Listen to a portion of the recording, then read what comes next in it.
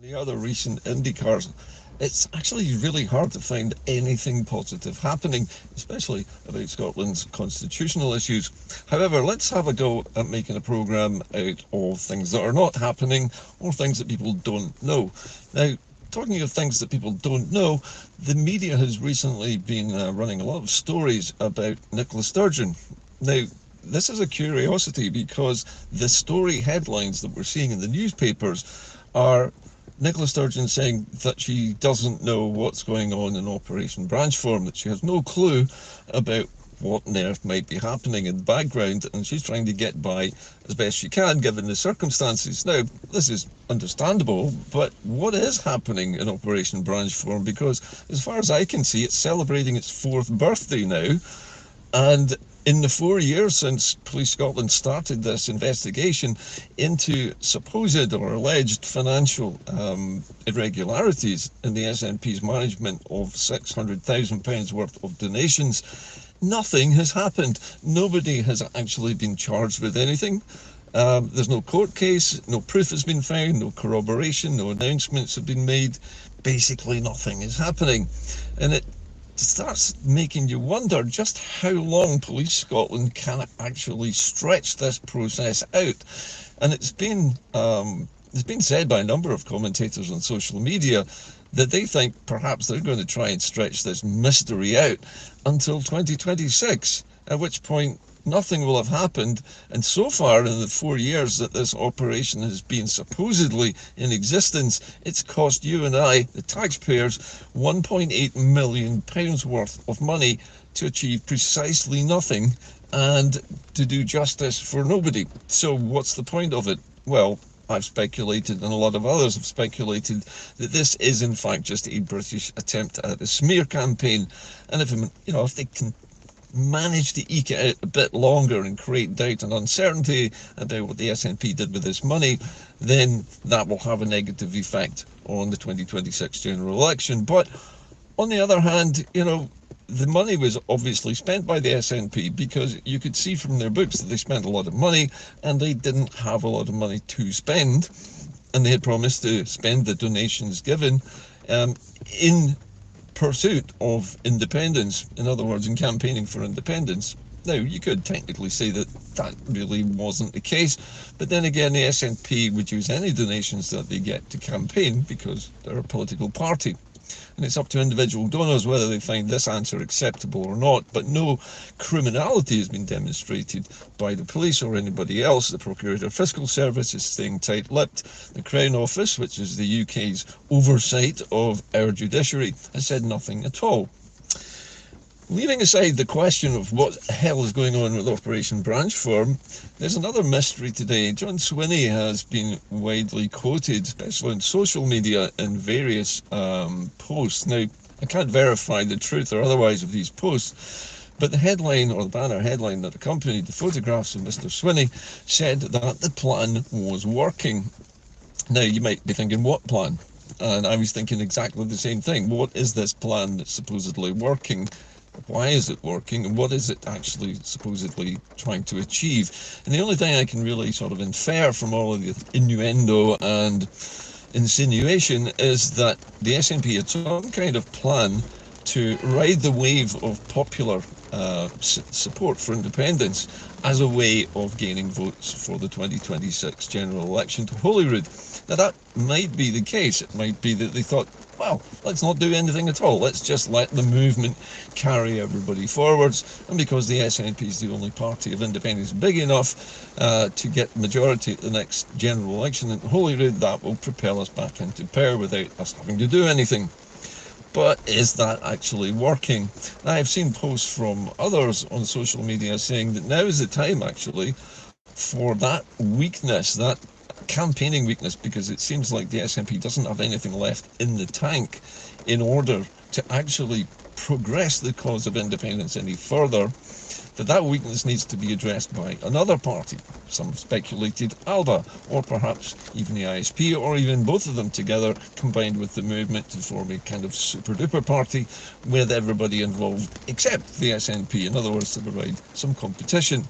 Don't know if that will happen, but again, this is all conjecture. Nothing is happening. Another thing that's not happening, and this is along the theme of things that are not happening, is actually better news. It's been revealed today in the press that license fee applications for BBC's television services have dropped yet again, and not by a small amount either. We're talking 650,000 people saying that they no longer want a TV license. So that's well over 500,000 people. And even if only 9 or 8 or 9% of them are Scottish, it just shows how little people now trust the BBC to deliver unbiased news to our television screens. And this is why so many of us are turning to social media to get our news and comment and analysis. And that is hopefully what Inde-Car is going to be keeping on doing in the next few months. One final thing that's not happening, and on the general theme of things that are not happening, is, I think, really funny. I mean, I probably shouldn't take pleasure from somebody else's discomfort, but on this occasion, I think Prince Andrew really deserves it. This is a man who has a spectacularly bad sense of choosing his friends. He's a poor judge of character. You remember he was mates with Jeffrey Epstein, who was in fact a sex trafficker and was accused of sexual assaults and all kinds of other nasty criminality along the way. And Prince Andrew would go to this man's parties and never question where all of these young women were coming from. So that was the first taint on Prince Andrew, and he went through a squirmingly horrible interview for the BBC where he claimed that he couldn't sweat, despite the fact that he was shifting around and squirming on the seat every time he was asked a question. And now it turns out that his latest best buddy, a Chinese businessman, is apparently a Chinese spy. And so the palace has now decided that Prince Andrew should honourably absent himself from the Christmas dinner celebrations. So poor old Andrew is going to be eating his pre-packaged turkey in the microwave on his own, somewhere in one of his 30-room mansions, presumably, with his Christmas tree and I don't know what else. But is this actually news? I mean, this is something that's not happening. Nicola Sturgeon's comments are something that's not happening. Swinney's plan appears to be something that's not happening. And the BBC and its licence fees seem to be something else that's not happening. And all the news seems to be negative in one way or another. And I think that is a general theme across the mainstream media as we see it at the moment. But I'm still upbeat because there is a lot of time still to go before we reach the 2026 general election for the Edinburgh Parliament. And I would anticipate that a lot of interesting things lie ahead politically, especially for the smaller independence parties and what they might do to try and stir things up a bit with the SNP. Because at the moment it seems like John Swinney is simply riding the crest of somebody else's wave. That somebody else would be you and I in the independence movement, who've created the support which is now allegedly at 55%. Now, we've seen these numbers so many times in polls, bouncing up and down between 50% and 55%, getting as high at one point as 58% before dropping back down again. But the general trend is above 50%, and yet the SNP still claims they need to see higher numbers than this for longer. They're thinking still this magical 60% that nobody seems to be able to achieve in a British poll. Now, I wonder why that might be. Could it be because the British polls are not supposed to show the real support for independence being at 60%? Well, we can speculate. But to my mind, any British pollster who's working for a British newspaper, which is taking most of its political direction from the British government, is not likely to publish a poll which shows support any higher than 55%, and more likely to show it bouncing up and down so that they can say, well, it's only about 50-50, which is exactly where they like it to be, to have enough of a balance of uncertainty to make Scots a little apprehensive about voting for any kind of independence referendum to happen, or for their own parliament in 2026 to take back all the powers that parliament has to hold that referendum. But yet that is what needs to happen.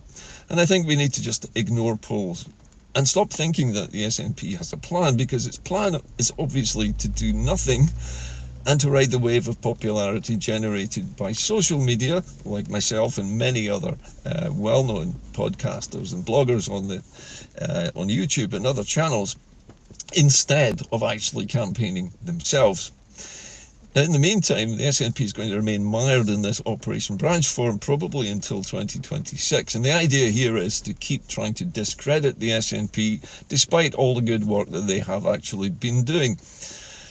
However, there's a limit to what good work the SNP can do, and in mitigating the winter fuel payments, which I understand is not really going to happen this winter because there's not enough money from the budget to do it, but maybe next winter, it's questionable how much the SNP could achieve in what is essentially a British extension of its power at Holyrood. The Holyrood Parliament is in fact a branch of British government paid for by the British state, their wages paid for by the British state, you and I, the taxpayer. So unless somebody gets into Holyrood in 2 years' time in a majority with a mandate not just to campaign for independence, as the SNP claims it's doing, but to actually legislate its own powers back and then use those powers to hold a binary, non-advisory, self-executing referendum under the guidance of the United Nations and its observers. Because once Salvo has finally succeeded in getting its presentation to the UN, and the Liberation Scotland movement being recognised as an international campaigning organisation, which then gives Scotland the right to self-determination, then there's no reason why the UN should not support such a referendum.